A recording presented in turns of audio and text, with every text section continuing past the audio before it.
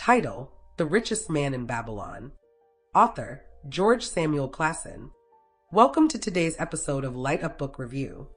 We're excited to have you with us as we dive into an all-time bestseller, published almost a century ago, The Richest Man in Babylon by George S. Clason is a collection of fables and parables applicable even in the modern business world.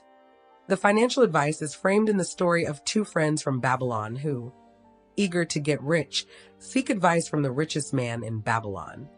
The narrative later reveals 7 timeless cures for a lean purse. So sit back, relax, and get ready to uncover practical ways to save, invest, and grow money. Let's go. Who is it for? Best suited for hustlers, entrepreneurs, business owners, young professionals starting to earn for a living and need tips to make their wallets thicker.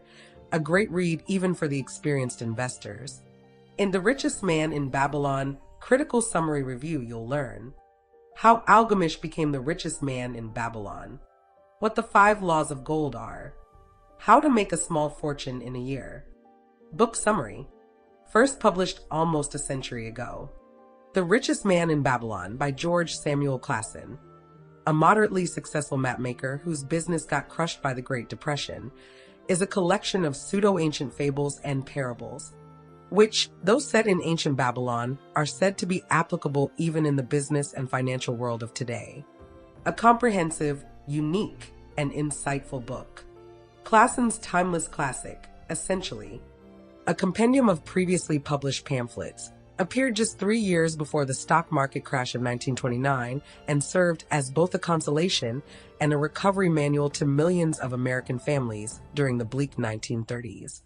Though brief, novel-like, and even confusing at first glance, and maybe shallow and repetitive at second, The Richest Man in Babylon has remained in print until today and is often found on relevant reading lists, such as CNBC's 12 Books to Read If You Want to Get Rich, or Wall Street Journal's The Best Book for Investors. Care to find out more about the reasons behind its relevance and appeal? Just keep listening. The man who desired gold meets the richest man in Babylon. The parables that contain the financial bits of advice in Clason's book are framed within a story that concerns 2 friends living in ancient Babylon. Bansur, the chariot builder, and his best friend, Kabi, a musician. Both of them are great at their professions, but neither has earned enough money to live a comfortable life. Bansur is especially sad because he feels like he won't ever be able to provide for his family. He would like to buy finer things to the family, but lives on a fixed income that never seems to be enough to satisfy even their basic needs, let alone amass the family a fortune in the near future. Though we call ourselves free men, Bansur says to Kabi, we seem to be living slavish lives. Working, getting nowhere. Might we not find out how others acquire gold and do as they do? Kabi asks and almost immediately recalls meeting an old friend of the two who might be able to help them. This old friend of Bansur and Kabi is none other than Arcade, the richest man in Babylon, a man so wealthy that he not only rides a golden chariot, but also sometimes even lends the king money, who constantly seeks his golden aid in affairs of the treasury. Arcade wasn't always rich, however. He started as a menial laborer just like Bansur and Kabi, but managed to accumulate his fabulous fortune through perseverance, determination, and smart investments. What's more, he also taught his knowledge to his son Nomaser, who went to Nineveh in the meantime and became, without the aid of the father, one of the richest men in that city. So, definitely there is something Bansur and Kabi are missing, some hidden knowledge that Arcade has gotten hold of and bears results. But since it costs nothing to ask wise advice from a good friend, before too long, the two set out on a journey to the palace of Arcade. A part of all you earn is yours to keep. Kabi and Bansur are right. Arcade does know the secret of success and is willing to reveal it to them for free. For he too was once a poor man and would have remained one if he hadn't learned it from someone else. Being the son of a humble merchant and not being endowed with superior powers of wisdom, Arcade realized, early on life, that if he was to achieve what he desired, time and study would be required. To read even while working, Arcade found employment as a scribe in the Hall of Records, and one day Lady Fortune smiled upon him. Gilgamesh, a rich moneylender, came to the house of the city master and ordered a copy of the ninth law. "I must have this in 2 days," he said to Arkad, "and if the task is done on time, 2 coppers I will give to thee." When Algamish returned, on the night of the 2nd day, the ninth law wasn't finished. Arkad, though, had a proposal. "Algamish, you are a very rich man. Tell me how I may also become rich, and all night I will carve upon the clay, and when the sun rises it shall be completed." Algamish agreed, and since Arkad fulfilled his part of the bargain, he solemnly revealed to him the main secret. "I found the road to wealth when I decided that a part of all I earned was mine to keep." Algamish explained further that many people make the mistake of paying everyone else but themselves, which should always be your priority if you want to become rich. For if you keep yourself just 1/10 of all you earn, in 10 years you'll have saved at least as much as you earn in 1 year. At least because every gold piece you save is a slave to work for you. That is to say, everything you've saved you can invest. After all, even the Bible says so. Just read again the parable of the talents and see for yourself. Why trust the knowledge of a brickmaker about jewels? As seeing it was more than reasonable, Arkad then decided to try Algamish's strategy. So each time he was paid, he took one from every 10 pieces of copper and hid it away.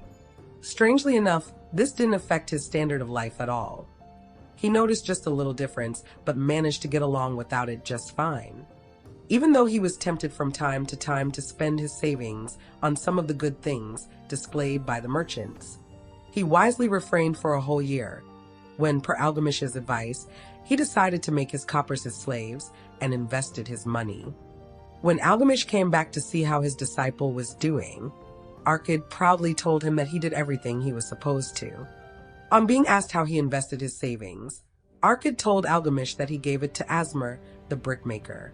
"He told me that he was traveling over the far seas, and in Tyre he would buy for me the rare jewels of the Phoenicians," Arkad said to Algamish. "When he returns, we shall sell these at high prices and divide the earnings." "Every fool must learn," Algamish growled. "But why trust the knowledge of a brickmaker about jewels? Would you go to the breadmaker to inquire about the stars?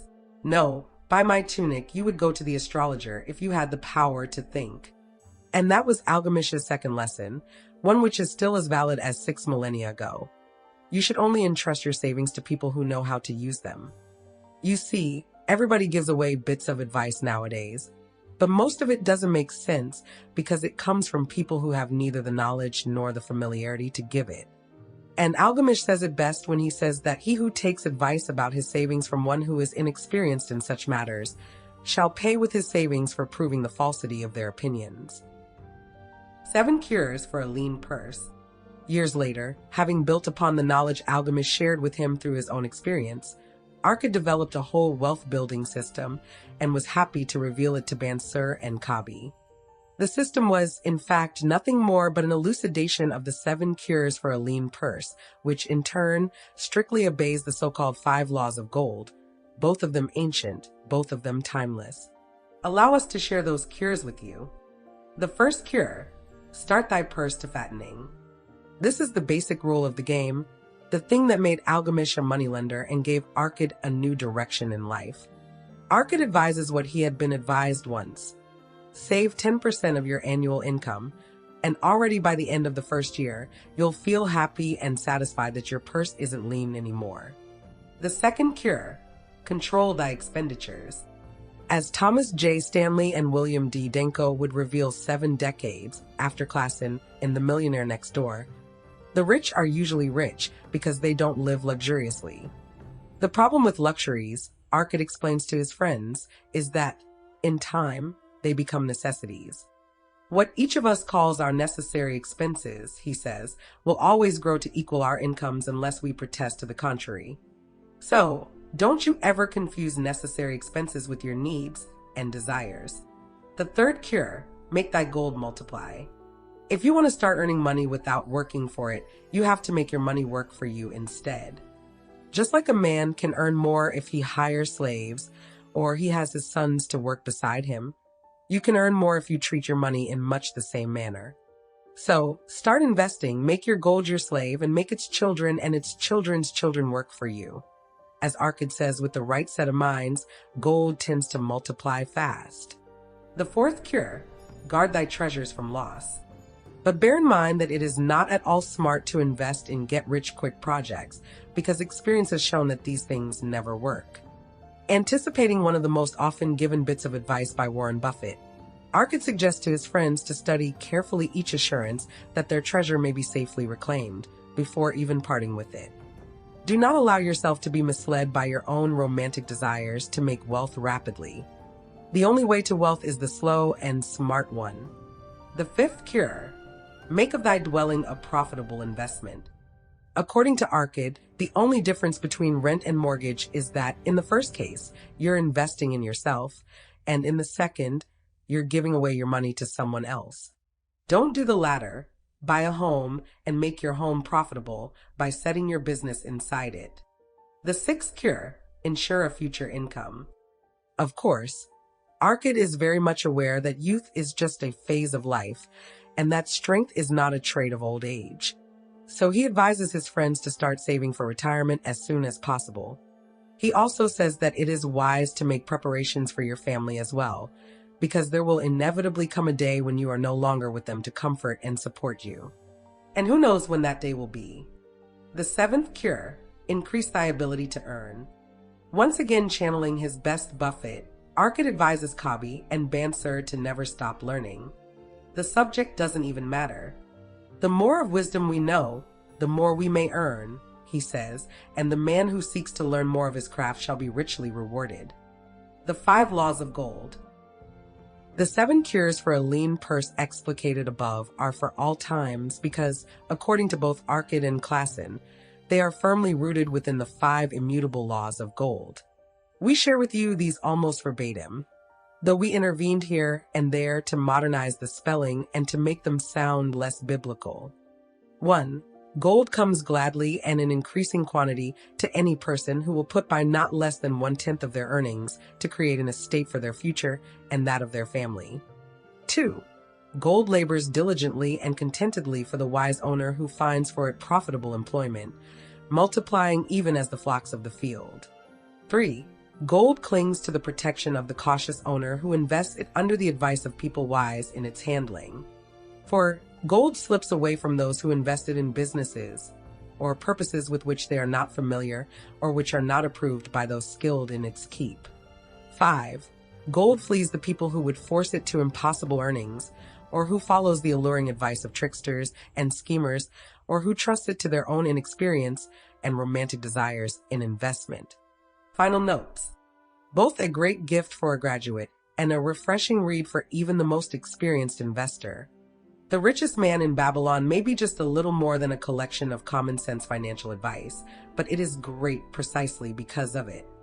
In a world laden with get-rich-quick schemes, it is always uplifting to come across a book on finances that, if not anything else, doesn't tell too many lies. And Klassen's classic is precisely that kind of a book. In conclusion, pay yourself first, live below your earnings, and invest only in things and endeavors you intimately understand. Anything else is a certain recipe for poverty. Author's biography. George Samuel Klassen was an American writer and entrepreneur. Born in Missouri in 1874, he graduated from the University of Nebraska and served in the U.S. Army during the Spanish-American War. He is the founder of the publishing company Klassen MEP, which published the first road atlas of the United States and Canada. His book, The Richest Man in Babylon, appeared 3 years before the stock market crash of 1929 and served as consolation to millions of families afterward. That wraps up today's episode of Light Up Book Review. We believe you've gained valuable insights and lessons that can inspire and empower you on your journey to growing wealth. Kindly join us again next Saturday at 7 a.m. West Africa time for another inspiring book review. Remember, Light Up Book Review is your opportunity to stay connected to powerful ideas that can propel you toward your divine destiny. Have an exciting weekend.